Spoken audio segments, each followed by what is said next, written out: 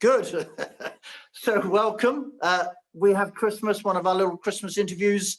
And as we know, Between the White Lines is set up to be the home of tennis innovators, tennis entrepreneurs around the world, up for solving big problems in tennis. Not that they've been given permission to do so, not that anybody's given them a little wind in their sails. So we have today, very lucky to have Barry here, Barry Fulcher, tennis player turned tennispreneur. And we'll dig into a little bit later how his training on the tennis court and the problems he's been solving on the tennis court, how it might have helped him in his tennispreneur journey, when probably, nobody's really helped him or trained him as we go. So Barry, welcome. Thank you for having me. And the first question, the easy question, I'll just throw you softballs, is like, well, what's the reason for Barry?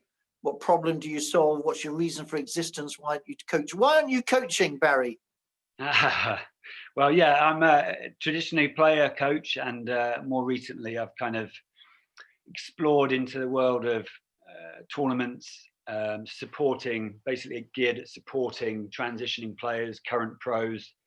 I've always had a passion for supporting players in their kind of formative years, and that's taken me into event organisation, organising a series of events, prize money events that support burgeoning players that are kind of sometimes get lost in the big wide world of tennis.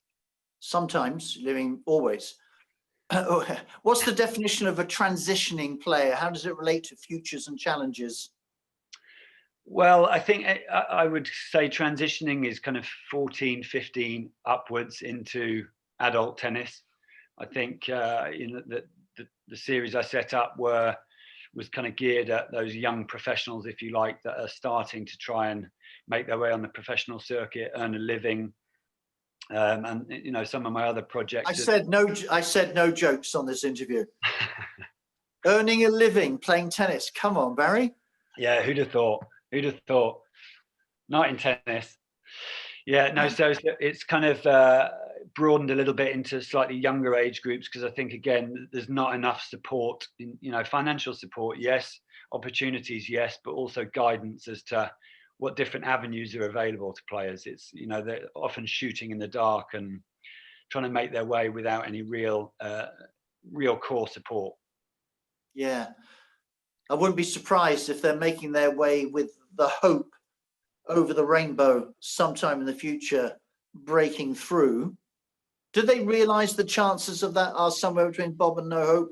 And therefore, what should they be planning or training for if they don't make that top 100, top 75? Well, I think, as you say, it's not, I wouldn't say Bob or no. I think there's no harm in players aiming for the, what's the expression? Aim for the stars and then the moon will do.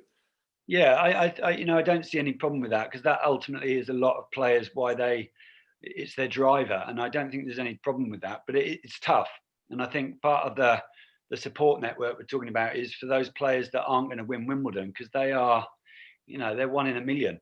But it's trying to give players opportunity and a pathway that enable them to follow that for as long as they wish, but also understand that not everyone is going to make it as a professional player. Not everybody is going to be playing on centre court, but that doesn't mean it's a worthwhile endeavour.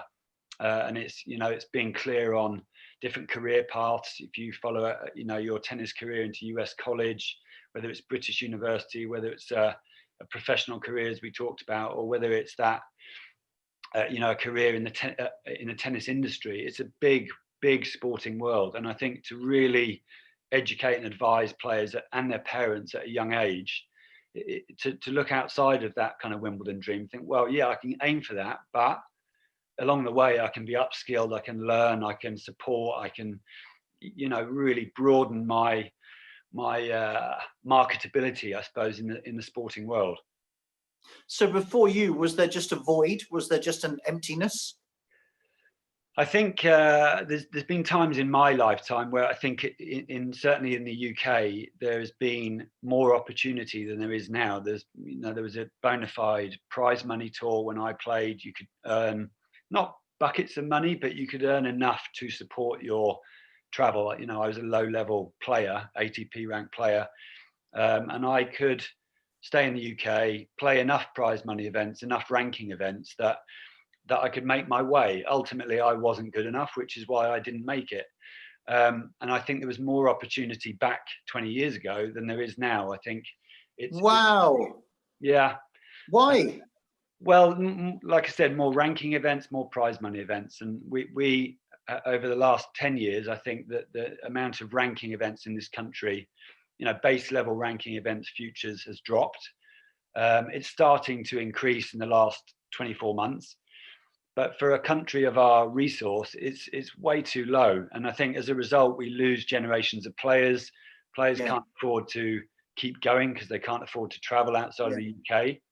So that's where I suppose I tried to fill that void of supporting that level of player that might otherwise have to stop playing. Why should we not support them? Yeah. And is this a policy from the National Federation or the ITF, or how has it come to be lapsed that aspiring, transitioning players aren't given love, support, and an opportunity to raise cash? Well, there's, you know, in some countries like a Sharm el Sheikh, for example, or Greece, they might have 35, let's say 30 to 35 futures events on in a year. Their business model is that they are selling hotel rooms, so it's a business, it makes money. But you think of the amount of opportunities that's going to give to local players. We, in contrast to that, had 6, I think, last year, and we were due to have 8 this year. And they're not cheap to put on, but at the same time, I think, you know, 10 years ago we had 21 futures in this country, and I think we shouldn't be forcing British players to have to travel outside of the UK to compete. That doesn't make sense, and I think we need to do more on our doorstep to support British players. Yeah, and even obviously, particularly in a post-COVID world, the investment in time and energy and cost to travel overseas, to stay in hotels, to play the matches, possibly lose first, second round, be on your way home, seems crazy. I think post-COVID world, there must be a drive to playing these types of progress or transition tour events with money closer to home. Have you spoken to David Fish, because he's got his own global tennis tours thing?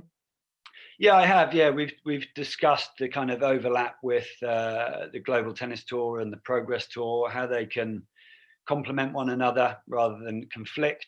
And I think it's exciting what those guys are putting together. I think more of that kind of thing. And you know, we've had other events here in the UK over this kind of strange year that we've had, more independent events coming to the fore, and I think that can only be a good thing. Yeah. So do you then stage events primarily for people in the United Kingdom, whether that's in the United Kingdom or a very short flight to Spain or somewhere? Is that what you do? Explain what you do. Well, the Progress Tour I set up 3 years ago. It was purely aimed at British tennis players. Like I said, it's supporting those local to me, I suppose, giving them more prize money opportunities. I wanted to run a ranking event initially, a futures event, and not so straightforward here for reasons we won't go too much into. And I decided I wanted to run a prize money tour. I would still like to run a ranking event as a goal, and I think that's possibly a path that's more open now than it once was. So yes, it's been primarily in the UK, but I've recently kind of explored partnerships with organisers who might be keen to run Progress Tour events further afield. I've got one on in Tenerife as we speak, through contacts, colleagues of mine. I had held one in Sosgrande, Dan Kiernan, last month. And also in conversations further afield with broadening the Progress Tour. So exciting times really in that respect. But at the core is, my driver has been about supporting British players. Yeah. And so how does it work from a financial point of view?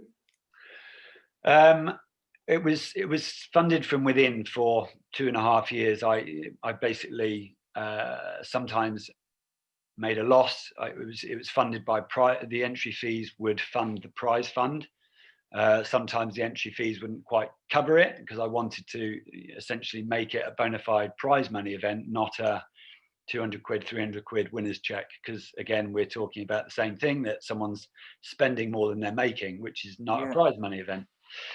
And so you decided to spend more than you made. Well, yeah, and it's a passion. It was. Yeah, no, it's called an addiction, Barry, not a passion. Yeah, I've had a passion for it, and I'm glad I stuck through it, because there's been some times where I thought, wow, it's not my job. I'm still coaching. I'm running an academy here in Brighton, but the last year I've had a more support, a financial backer, and that is continuing into next year, and I'm then kind of more fervently, if you like, seeking commercial partnerships around the UK and further afield to really up the prize fund, live streaming, really up the exposure that can be offered to these commercial partners, and get more people behind British tennis, I guess. Fantastic, very exciting. Anything that you learnt, i.e. about training yourself, character on the tennis court, that's helped you in this entrepreneur's role, or not? I'm dogged, resilient, dogged, yeah. bloody-minded, never give in. Yes, I am those things. I suppose I made a conscious decision about 4 years ago. It's easy, and lots of people, I think your Between the White Lines Summit is about action, and I think there's lots of people that are naysayers and can say everything's crap and that's not very good, they're not doing that, they're not doing this, and I suppose I was guilty of that to a degree, and I thought, enough. I don't want to keep whinging about it. I want to do something about it. So that was a conscious choice on my part to act rather than talk. Awesome. And that's opened a lot of doors, and that determination, I suppose, has taken me through some tricky times with it, but it's something I feel very strongly about. I'm excited to see where it goes from here, really. Awesome. And there was an announcement about UTR today and their, whatever it is, $20 million series in America. Could something like that, could you do something like that in UK and Europe, for instance? What's stopping you doing that? Well, yeah, that I suppose that level of prize money is fantastic. I think that it's a series, I saw it briefly as well, it's a series of $20,000 events, which again, it's great for tennis. And I think the more things we have like that going on, the better. And I would like, the events I'm looking at for 2021 are kind of £5,000 base level up to 10,000, and then 2 or 3 marquee events that are going to be bigger than that. So I did see that UTR, and it's an incredible investment, really. But yeah, the more the better, I think. Okay, and this is just intriguing from me. So, in your words, you were on the lower echelons of the ATP Tour and didn't make it through. With hindsight, is there anything that you could have done to break through? And if you can see that, are you somehow getting it in the people now going through the Progress Tour?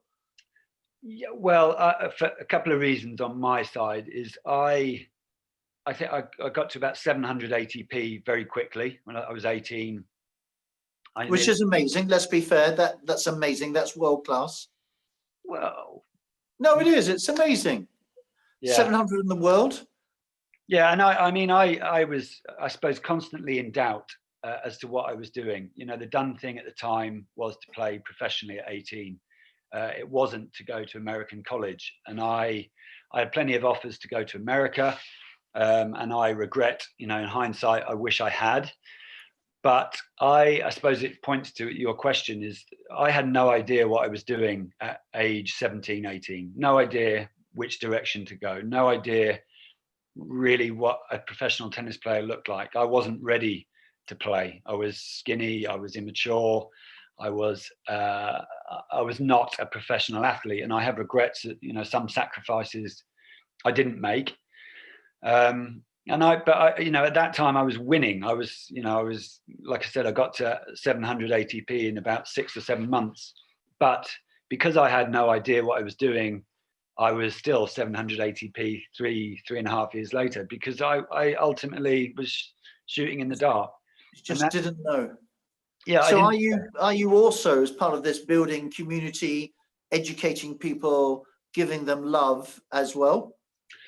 Well, yeah, that I suppose linked to the Progress Tour. I've got a project with Sarah Borwell, who I know you're connected with as well, and it's called Student of the Game, and it has competitive elements, but also it's really trying to support and educate parents and players from that transitioning 14, 15 age, that they're really, really clued up on all the possibilities that are open to them. They're not kind of going, well, I'm going to America because everybody else does, or I'm going to do that because we follow like sheep, but to really support and upskill at that age, like I said, because I didn't feel I really knew. My parents didn't know. So, Yeah. but why shouldn't we? Why shouldn't players at 18 go, wow, I've got all of these opportunities, all of these skills. Now I want to go that direction. And it might be that it's American college and it's a pathway to a great job as a solicitor or an accountant, or it might be a professional career and trying to make it as a pro athlete. But upskilling and educating is at the root of all my projects, I guess. Fantastic. So SOP, as in standard operating procedure for military, special forces and investors in the private sector, is everybody knows their exit before they do their entry. And it would seem in the tennis world, people blindly go in the entry and they've got no idea what their exit is, and therefore what should I train in order to make that exit happen? Yeah, exactly that. I was asked that question by a parent a few weeks back. Do you think they've got what it takes to make it? I was like, well, what does that mean? What's your gold standard of making it? I said, is it winning Wimbledon, or is it, learning so many life skills and ending up in a great job, or getting a great degree at a tennis university, whether it's wherever it might be. So it's trying to educate. That everyone's set on that dream, but let's be clear on the options. What's your feedback so far from the players taking part, but also the clubs or the academies that are staging it? Just give us a feel how well it's been received. I think from a prize money perspective, the players are crying out for it, and like I said, I think actually the last 6 months has been pretty damn good for British players. There's been more and more opportunity. In terms of the quality of the tournaments, that the feedback from parents, players has been generally it's played with a different sort of vibe, and whether that is linked to the lack of the obsession with the domestic rating ranking system, which I think is possibly too prominent. And I don't think it's unique to the UK. It's quite an obsessive thing, an obsessive pursuit. And I try to offer, we offer workshops at the events, guaranteed matches, and the feedback has, like I said, is played in a different spirit. So I'm quite proud of that, and I couldn't put my finger on exactly why that is, but I'm proud of the fact that it is viewed as, a different spirit, a different vibe. And the clubs. There's lots of clubs and venues that are. And I have reached out to friends, colleagues, to seek support for hosting events like this. And I couldn't do it without the support of those venues. And there's lots of clubs, lots of venues that are desperate to hold good quality events. That's fantastic. So apart from you taking a risk, do venues take a risk, and how's it gone so far? I think, like I said, it's me pulling in favours. And venues giving over their courts for very little in some cases. I think they see the benefit of attracting. One of the biggest events we have in the calendar is in the summer at Sutton during Wimbledon, and we have 100 players coming to play a showcase event. US college coaches come and visit, and Sutton, they're one of the biggest supporters of the Progress Tour. Fantastic. They see the benefit of drawing in all those players, all those parents. In normal times, that is, being able to come and see their club and see the vibrancy of their club and partake, as visitors for the week. And I think the more clubs that can get on board with that, the more events, independent events like this can flourish. So what's your ideal profile of a event stager in terms of size or number of courts or academies or location? Well, part of it in the UK, I really sought out traditional British clubs. I'm a believer in, you know, the value of community, and that's you know, obviously not every venue that we use has that. Indoor facilities are harder to come by that are clubs, but you know, in the summer, the British schedule certainly is about vibrant clubs, big clubs, but traditional British clubs, because I think we need to celebrate those and kind of embrace those more and more. They're the bedrock of British tennis, really, and we should be doing more to support them and running good events and bringing high level quality of tennis to those events, local level. Fantastic. Fantastic, Barry. I can only imagine your daily challenges of making something happen from nothing and without necessarily a whole infrastructure saying, yeah, Barry, we'll help you, come on here. So what, just before we close, what's your biggest challenge and wish for 2021? My biggest challenge, I think, beginning of lockdown one, I think when we first talked, I made a conscious choice I've done everything to that point driven by me as an individual. And I made a conscious choice that I'm juggling 4 different projects, if you like, 4.5 different projects. I made a conscious choice to be open to new connections, new partnerships. And that decision back at the beginning of lockdown, March time, you know, it's amazing how many new people, old acquaintances that I've connected with, reconnected with a view to really making what is a passion for me, what has been a passion for me, really trying to realize them to their full potential and take them to the next level. So that you know, the challenges to date have been that it's just me. And I see the way forward as kind of seeking partnerships, seeking collaborations that help all of my projects to progress, I guess. Fantastic. You hinted at it, and then we will close. What's the one biggest unexpected benefit that you've got from pursuing your addictive passion recently? It's amazing the different people, like I said, the different people are connected with, the community out there that I suppose for years have had my head down in my own world, coaching, playing a little bit. I still play competitively. And just like I said, in the whole political side of tennis, I suppose, governing bodies, independent organizers, developers, other, you know, as you've used that word, tennispreneur, I think it's amazing to see what's going on out there in the tennis world, in the sporting world. There's so much entrepreneurship, and it's exciting to connect with some of those people. It's been one of the biggest enjoyment factors for me to take away from it. Fantastic. I personally think, you know, as shocking and horrible COVID is, that nevertheless it has been already and will continue to be, I view, a massive opportunity for tennis globally, and with you and British tennis, I think. Yeah, I think so. And like I said, the silver lining from this, you know, and it's ongoing, this period that's been so challenging for so many, but it's brought people, you know, like with your summit, it's brought people together. Yeah. And when you bring people together, good things can happen. I think it's an exciting time for tennis, really. Cool. Look, Barry, thank you for spending your time with me when you should be making something happen today. I wish you, the Progress Tour, transition, and all those involved with you, an amazing 2021, because what you're doing for British tennis is applauded massively.